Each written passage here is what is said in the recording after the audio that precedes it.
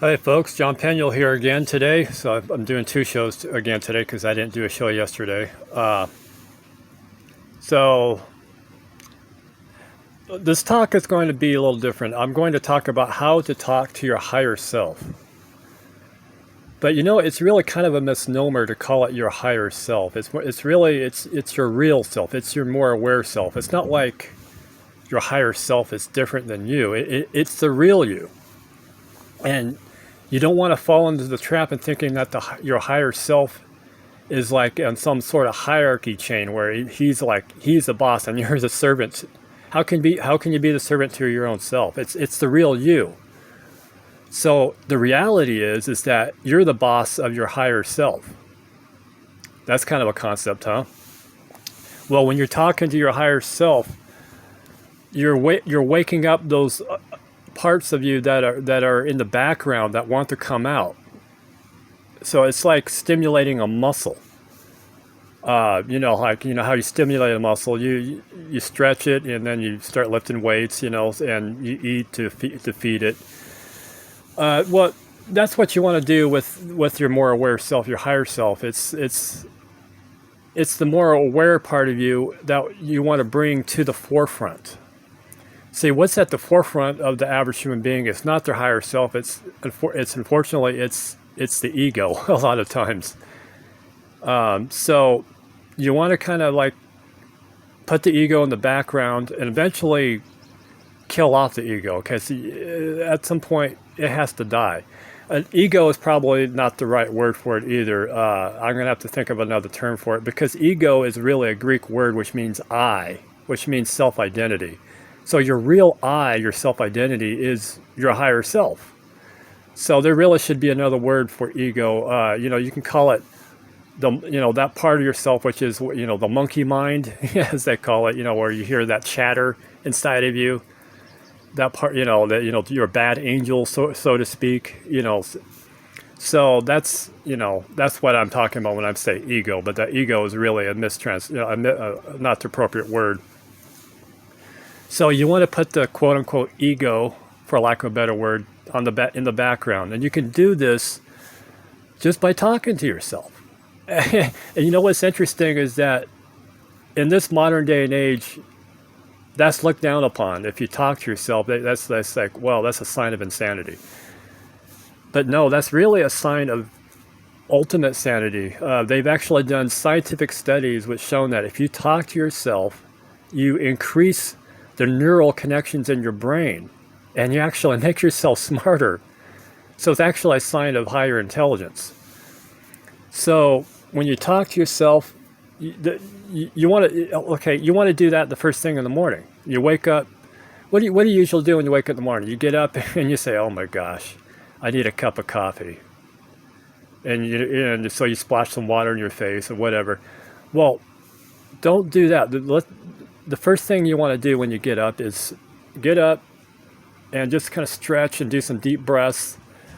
Have some thankfulness and gratitude in your heart that you're alive for another wonderful day on God's green earth. And then start talking to yourself. I mean, literally opening your mouth. And if you want to call your higher self a name other than your birth name, do so. I do that. My higher self's name is Shiloh Peniel Janon.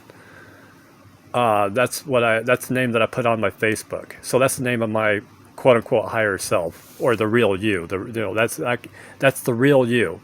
And you never want to think of your higher self or as separate from you.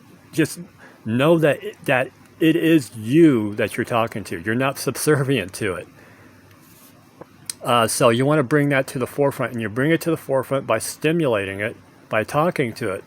Because when you talk to yourself, you're showing that you believe in yourself, that you really exist. I suspect that a lot of people who never talk to themselves kind of have doubts that they even exist. That's how I imagine it. They go through these existential dilemmas in their life where they say, "Man, what's the point of living?" Well, I would suggest talking to yourself, because when you do that, you'll start noticing some interesting things. that you've never noticed before. You'll start becoming more literally aware. Like things that you have always stymied you in the past, that always perplexed you. If you talk it out loud to yourself, the solutions come to you. It's interesting how that works. That's why the science bears that out. The experiments which they've done, which show that when you do that, it increases the neural connections in your brain. So you're showing self-belief when you do that.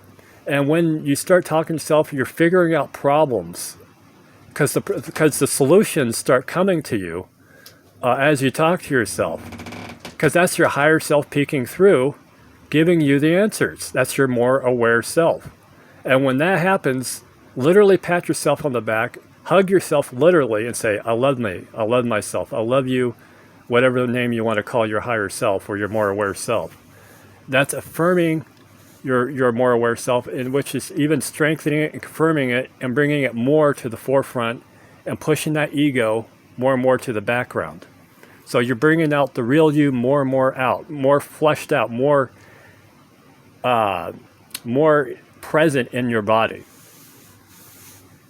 Okay, so it's a combination of self-love, affirmations. When you figure out something as you're talking to yourself, some insights come into you, and you say, "Oh wow!" A little light bulb comes on, and that works best when you take a walk outside in some fresh air and you talk to yourself. You want to make sure you kind of talk underneath your breath. If you're around people, you don't want to give people the wrong idea. You don't want to make people think that you're weird or anything. You want to give a good impression. So if you're around people while you're walking, kind of talk sotto voce, if I'm pronouncing that Latin word right, which means underneath your breath. But when you're not around people, you just kind of talk a little louder, and you'll be surprised what will happen. And just give yourself self-love when you start getting insights into things which you've never had before. Recognize it and say, "Oh wow, that's brilliant! I'm a genius," because you are a genius. Everybody's a genius. It's not just a select few. Everybody is a genius. That higher self is connected to the divine, to the God, the eternal God within you, who's living within you. And you got your intuitive, which is your pipeline to the divine. So everybody's a genius.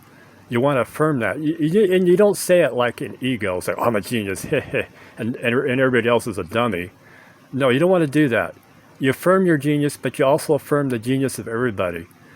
And this is where it really works best, when you don't isolate yourself while you're talking to your higher self. You want to just kind of put yourself in the mode of feeling that you're in union with everybody else on the planet, that everybody's on this journey that you are. And when you do that, you put yourself in a sense of unity consciousness, because there is strength in unity. If you just separate yourself and you're just concerned about making yourself more enlightened and more whatever, then it's not going to be as potent. But there's strength in unity. So if you put yourself in the mindset that you're in this awesome experience of the human experience, along with all these other 7 to 8 billion human beings on this planet, and you do it, and you do it in the spirit of, like, I'll say, you really want everybody else to get it, basically, if that makes any sense. You want everybody to come online. So you do it in that spirit while you're talking to yourself and doing self-love. Okay, folks, I hope this helps. So I think I might do another show on this tomorrow, part 2. So, because there's a lot to this. You guys have a wonderful day. Take what resonates with you, and I'll see you tomorrow, God willing. Shalom and namaste.